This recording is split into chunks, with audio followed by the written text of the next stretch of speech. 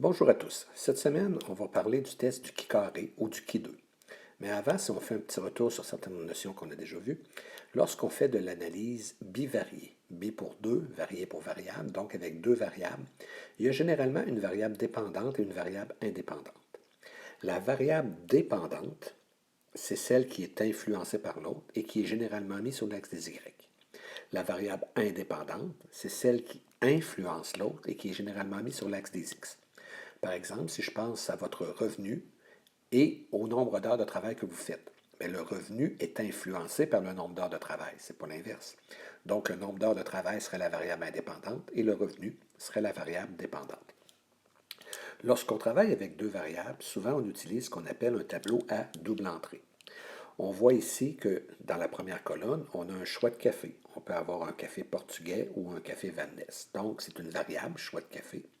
Et sur la première ligne, qu'on a l'appartenance à la communauté ou la non-appartenance à la communauté, qui est une deuxième variable.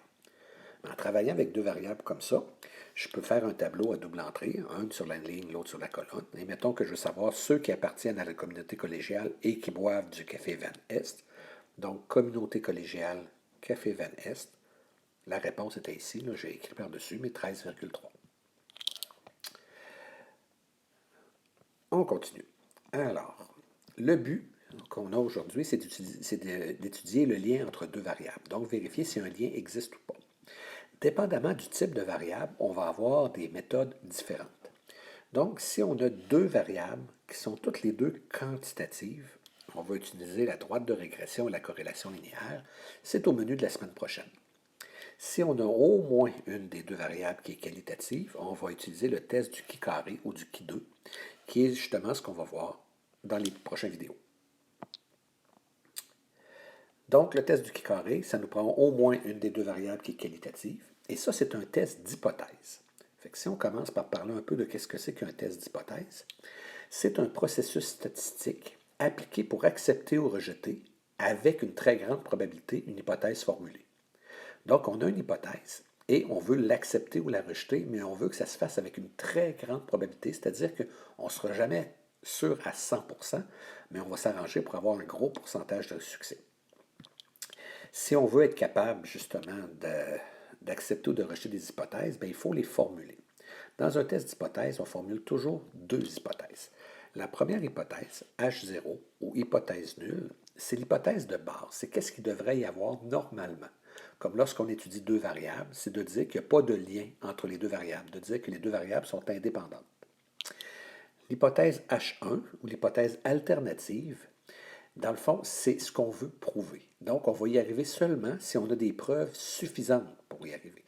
Il faut qu'on fasse, c'est un peu comme si quelqu'un est accusé, il faut qu'on prouve hors de tout doute. Là, ici, ce n'est pas hors de tout doute, mais c'est avec une très grande probabilité que ça fonctionne. Si on n'est pas capable de le prouver, bien, c'est l'hypothèse nulle qui se trouve à rester, celle qu'on va considérer comme véridique.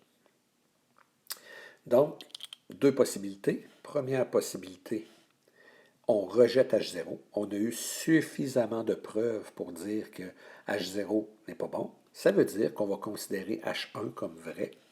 Ça veut dire qu'on va avoir prouvé ce qu'on veut. La deuxième, c'est qu'on accepte H0 ou, dit autrement, on ne peut pas rejeter H0. Donc, on ne peut pas confirmer le H1. Donc, on va la considérer comme fausse et on va dire que H0 se trouve être vrai. On fait tout le temps ça avec un certain seuil de signification. Comme j'ai dit au début, c'est avec une forte probabilité. Ce n'est pas sûr à 100%. C'est quoi ce seuil de signification-là? C'est la probabilité de se tromper lorsqu'on rejette H0. Donc, on dit, hey, l'hypothèse du chercheur, elle est bonne. Mais finalement, ce n'était pas vrai. Ça, c'est le risque d'erreur, c'est le alpha.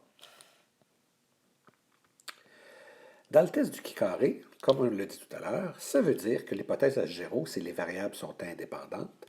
Et l'hypothèse H1, c'est les variables sont dépendantes. Donc, on prend pour acquis au début qu'elles sont indépendantes. Qu'est-ce que ça veut dire?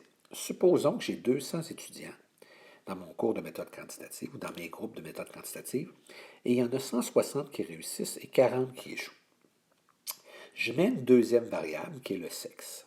Si les deux variables sont indépendantes, ça veut dire que le fait d'être une fille ou d'être un garçon n'influence pas ta probabilité de réussir ou d'échouer le cours.